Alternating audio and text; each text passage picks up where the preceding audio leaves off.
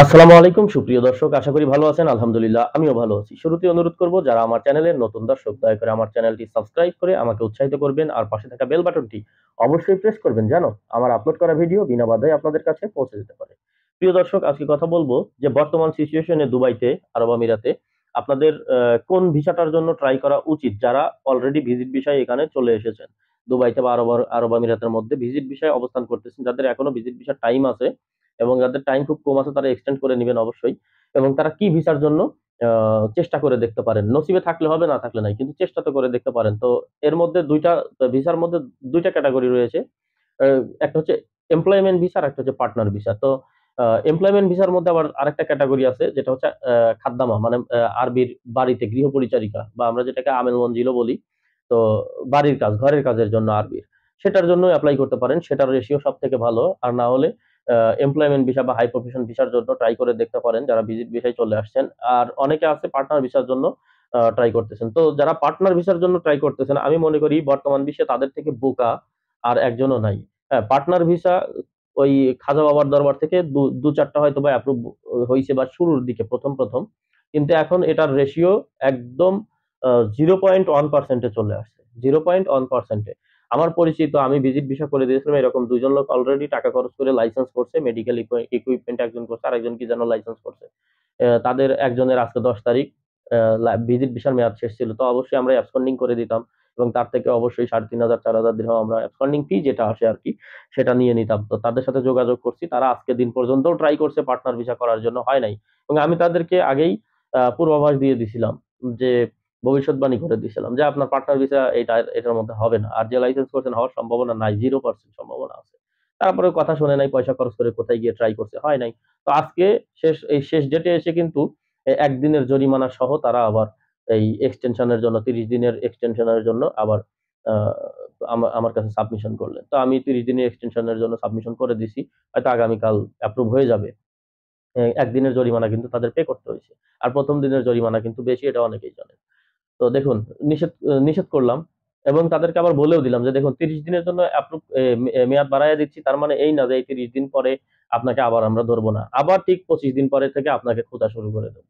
এবং এটাও বলে দিলাম যে লিঙ্কের মাধ্যমে অ্যা আমরা ভিসাটা করে দিয়েছি। তাকে বললাম যে, দেখেন, একে বুদ্ধি দেন যে পার্টনার ভিসা বাদ দিয়ে এমপ্লয়মেন্ট ভিসার জন্য চেষ্টা করতে। কারণ খাজা বাবার দরবার থেকে এমপ্লয়মেন্ট ভিসাটা ভালো হচ্ছে। পার্টনার ভিসা হচ্ছে না। তো আপনারা চেষ্টা করতে পারেন এইটা। তো বর্তমান সিচুয়েশন এ এটাই, যারা আ কি বলে যে আমেল মঞ্জিল বা খাদ্দামা, মানে আরবির ঘরের ভিসা, এটার জন্য যারা চেষ্টা করতেছেন তারা সবথেকে ভালো লাইনে আছেন। এটা হয়ে যাবে ইনশাআল্লাহ। আর যারা পার্টনার ভিসার জন্য আ চেষ্টা করে যাচ্ছেন, তাদের মতো কি বলবো, তারা তারা একদম মানে অন্য রাজ্যে, অন্য মানে কোন জায়গা থেকে আসছে, কোন গ্রহ থেকে আসছে জানি না। বর্তমান সিচুয়েশনে পার্টনার ভিসার অবস্থা ভেরি ব্যাড। শুধুমাত্র এলএলসি লাইসেন্সে 100% মালিকানায় যারা থাকবেন তাদের কিছু চান্স থাকবে। তারপরেও দোকান নিতে হবে, ইজারি এবং ইলেকট্রিসিটি লাইনের পেপার শো করতে হবে। আদারওয়াইজ ভিসা হবে না ইনভেস্টর বাংলাদেশীদের জন্য। আ আর আ যারা আ এমপ্লয়মেন্ট ভিসার জন্য আপনারা ট্রাই করে যাচ্ছেন, তারা মোটামুটি একটা বুদ্ধিমানের কাজ করতেছেন, যে যার মাধ্যমেই হোক, আপনি যাকে বিশ্বাস করবেন তার মাধ্যমেই তো কাজ করাবেন। তো সেই লোকের মাধ্যমে যদি ট্রাই করে থাকেন, হয়ে যাবে হয়তো ১০ দিন, ১৫ দিন, ২০ দিন বা ২৫ দিন, হয়তোবা আপনার আরেকবার ভিসা এক্সটেন্ড করা লাগতে পারে। তবে হয়ে যাওয়ার সম্ভাবনাটা খুব বেশি। বুঝতে পারছেন? এমপ্লয়মেন্ট ভিসা হয়ে যাওয়ার সম্ভাবনাটা খুব বেশি। এইজন্য আমি আজকের এই ভিডিওটা আপনাদের জন্যই করতেছি, যে যারা দুবাইতে অলরেডি আছেন, ভুল করেও কারো কথায় অনেক কোম্পানি আমি দেখি, তো আমি YouTube এ, আপনারা তো আমার ভিডিও ১ মিনিট ২ মিনিট দেখেন। আমি কিন্তু যার ভিডিও দেখি তার ভিডিও শুরু থেকে শেষ পর্যন্ত সম্পূর্ণ দেখি। 100% 1% ও আমি টেনে দেখি না। যার কারণে আমি তথ্যগুলো আরো ভালো সংগ্রহ করতে পারি। আর আপনারা টেনে দেখেন যারা, তারা কিছুই করতে পারেন না। না একটা ভিডিও আপলোড করতে পারেন বানায়া অন্যের উপকারের জন্য, না অন্যের ভিডিও দেখে নিজে উপকৃত হতে পারেন। আপনারা কোন কাজেরই না। যারা টেনে দেখেন। আর যারা শুরু থেকে শেষ পর্যন্ত একজন মানুষের ভিডিও দেখেন, অন্তত নেগেটিভ হোক আর পজিটিভ হোক, একটা না একটা শিক্ষা সেখান থেকে অর্জন করতে পারেন। তো আমি অনেকের ভিডিও দেখি এবং যেটা দেখি সেটা সম্পূর্ণ দেখি। আমি দেখতে পারি যে অনেকেই বিজ্ঞাপন দিচ্ছে যে আ পার্টনার ভিসা করে দেবে, এই। দুবাইতে অনেকগুলো বিজনেস সেটআপ কোম্পানি আছে যারা এগুলো করেই খায়। বাঙালির যে কত, মানে মিলিয়ন টাকা যে এই কয়েকদিনে খাইয়ে ফেলছে শুধুমাত্র পার্টনার ভিসা করে দেওয়ার প্রলোভন দেখিয়ে, 100% গ্যারান্টি দিয়ে। ভাই, ওই গর্তে একবার টাকা ঢুকলে সেটা আর বের হয় না। কোনদিনও আপনি কোন আইনের মাধ্যমেই টাকা উঠাইতে পারবেন না। বিভিন্ন কোম্পানি আছে বলে দিচ্ছে যে পার্টনার ভিসা করে দেবে। ১৪,০০০ বা ১৫,০০০ এরকম নিচ্ছে, যে এতদিনের মধ্যে করে দেবে। লাইসেন্স করে ফেলতেছে। ধরেন অর্ধেক টাকা আগে নিয়ে নিচ্ছে, লাইসেন্স করে ফেলতেছে, পরে ভিসা আর হচ্ছে না, ভিসা রিজেক্ট। তো আপনি গিয়ে কোন আইনের মাধ্যমে চাইতে পারবেন টাকা? কোনো আইন নাই। আপনি যায়া যে বলবেন যে, "তুমি আমার পার্টনার ভিসা করে দিলা না, বাকি ওই টাকা যে দিছি সেটা ফেরত দেন।" এটা বলার কোনো সুযোগ নেই। আপনি এটা আইনের বহির্ভূত। কারণ আপনি তাকে টাকা দিছেন, সে আইনের মধ্যে আছে। সে যে আপনাকে ধোঁকা দিয়ে টাকাটা নিছে সেটার কোনো প্রুফ নাই আপনার কাছে। ঠিক আছে? আর এটার এগেইনস্ট আপনি কোনো কেস মামলাও করতে পারবেন না।